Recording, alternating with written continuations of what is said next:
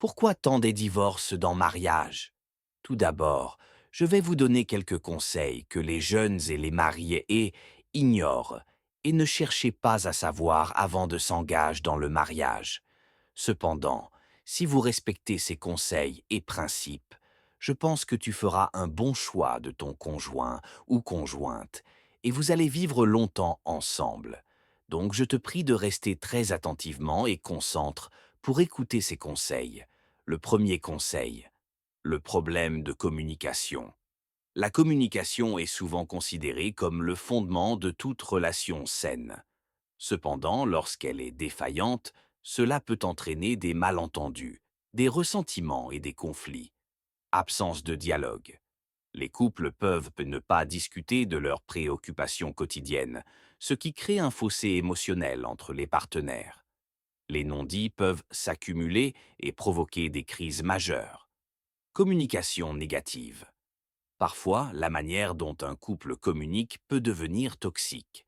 Les critiques constantes, les reproches ou les sarcasmes peuvent de nuire à la relation. Éviter les conversations difficiles. Certains couples préfèrent éviter les sujets sensibles, mais cela empêche la résolution des conflits et l'évolution de la relation. Le second conseil, infidélité. L'infidélité reste l'une des causes les plus fréquentes de divorce. Le fait de découvrir une tromperie peut entraîner une rupture de la confiance, un sentiment de trahison et une douleur émotionnelle intense. Cause de l'infidélité. L'infidélité peut découler de nombreuses raisons, telles que l'insatisfaction émotionnelle, la recherche d'excitation ou le manque de connexion dans le mariage. Effet sur le mariage. L'infidélité est rarement un incident isolé. Elle peut engendrer de sentiments de colère, de honte, de culpabilité et de confusion.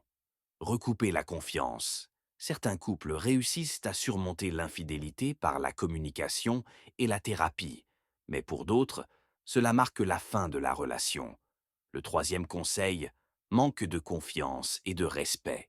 Le respect et la confiance sont essentiels pour maintenir une relation saine. Sans eux, le mariage est susceptible de s'effondrer. Le respect mutuel. Cela inclut l'appréciation des qualités de l'autre, le respect des opinions et des besoins, ainsi que la reconnaissance de l'égalité dans la relation. La confiance. Sans confiance, il est difficile de construire une relation solide. Les mensonges, les secrets et les trahisons sapent cette confiance, la rendant difficile à restaurer. Quatrième conseil, différence de valeurs et d'objectifs. Lorsque deux personnes se marient, elles partagent souvent des valeurs et des objectifs similaires. Cependant, avec le temps, ces valeurs peuvent évoluer ou se révéler incompatibles. Vision de l'avenir. Le manque d'alignement sur des sujets cruciaux comme la carrière, les enfants ou les loisirs peut créer un fossé. Valeurs culturelles ou religieuses, les différences d'opinion sur des croyances fondamentales, la gestion de l'argent ou même l'éducation des enfants peuvent provoquer des conflits profonds. Cinquième conseil, problèmes financiers. Les finances sont une source majeure de stress dans de nombreux mariages. Les difficultés financières, les dettes et les différentes habitudes de gestion de l'argent peuvent miner la relation. Disparité des revenus. Les différences de revenus entre les partenaires peuvent entraîner des tensions.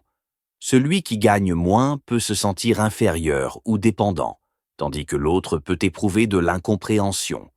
Problèmes de gestion financière. Les désaccords sur la façon de gérer l'argent, épargner ou dépenser par exemple, sont fréquents dans les divorces. Sixième conseil, abus, physiques, émotionnels ou psychologiques. Les abus sous toutes leurs formes constituent une raison évidente de divorce. Les victimes d'abus physiques ou émotionnels doivent souvent fuir pour leur sécurité et leur bien-être. Abus physiques. Les violences physiques dans une relation peuvent entraîner des blessures graves, des traumatismes psychologiques et un environnement familial toxique. Abus émotionnels et psychologiques.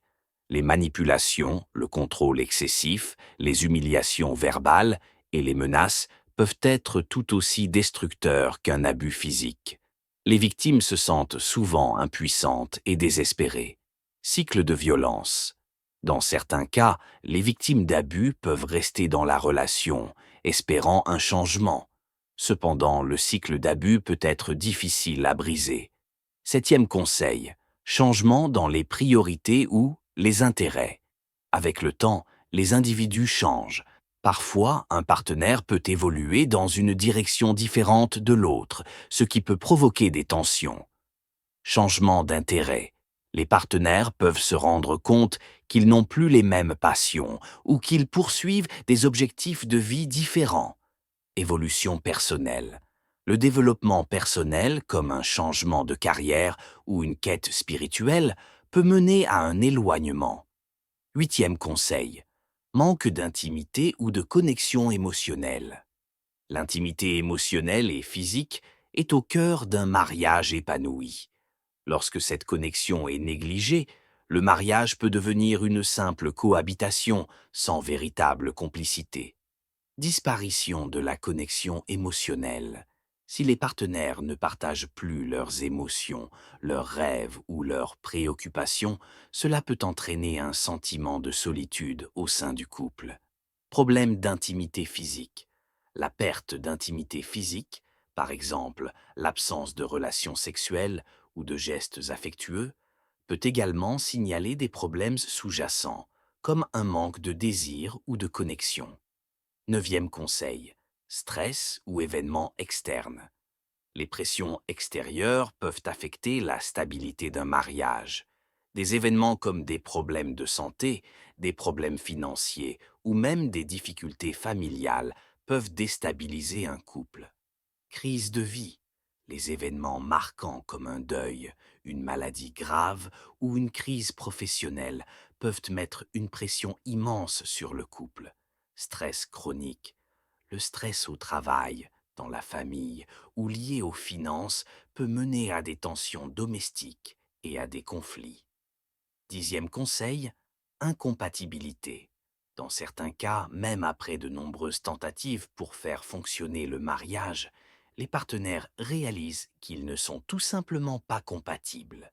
Différence fondamentale. Certaines personnes découvrent que leurs attentes vis-à-vis du mariage, de la famille ou de la vie en général ne correspondent pas à celles de leur partenaire. Changement de perception. Ce phénomène peut survenir au fil des années, lorsque des compromis ont été faits, mais que la frustration s'installe. Pour cela, les raisons des divorces dans le mariage sont multiples et souvent interdépendantes. Il n'y a pas de cause unique et chaque relation est différente. Cependant, la communication, la confiance et le respect demeurent des éléments essentiels pour préserver une relation. Lorsque ces piliers sont fragilisés, le divorce peut devenir une issue inévitable pour certains couples.